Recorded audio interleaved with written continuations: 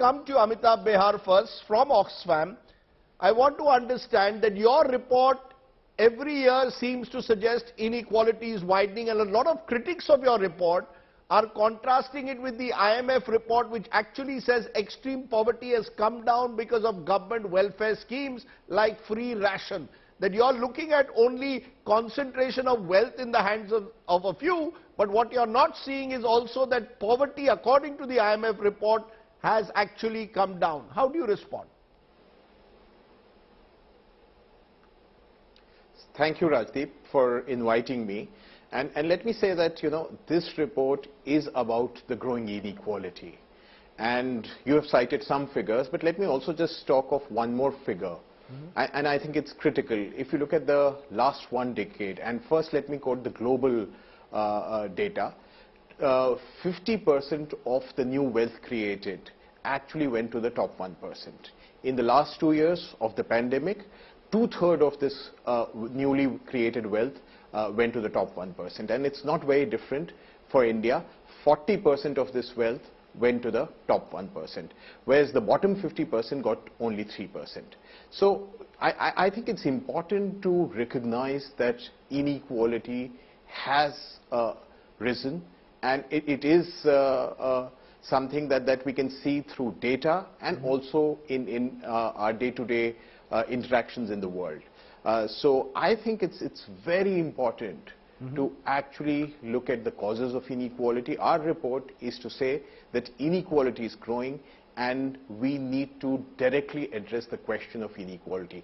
That's the central message, that we cannot do away, we cannot look away and say that inequality is a non-issue. We need to focus on inequality, and there are ways of addressing it.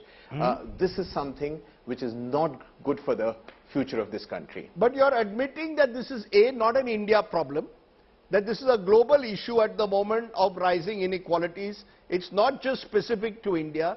And B, somewhere you're also, you claim that this has widened during the COVID pandemic. Am I correct? Sure. So why would you say I admit? The report clearly says it's a global phenomena, but in India you see it far more accentuated.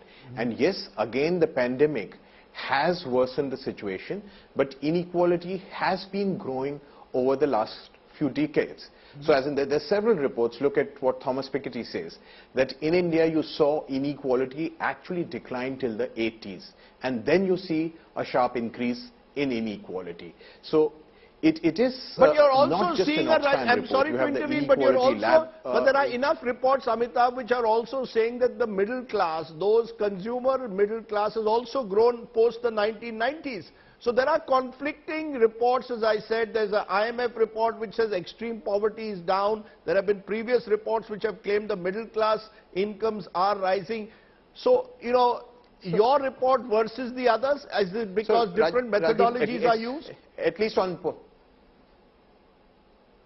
Radeep, just on the poverty, let me just say that at least till 12-13, we did get regular figures on poverty. In the last few years, we have not got reports on the poverty numbers. I think it would be very, very helpful if we start getting those numbers.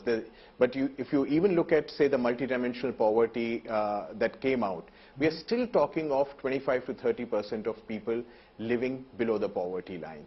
Look at what happened during the pandemic. And since then, almost 80 crore people are actually benefiting, surviving from the food scheme of the government. Look at what happened during the pandemic.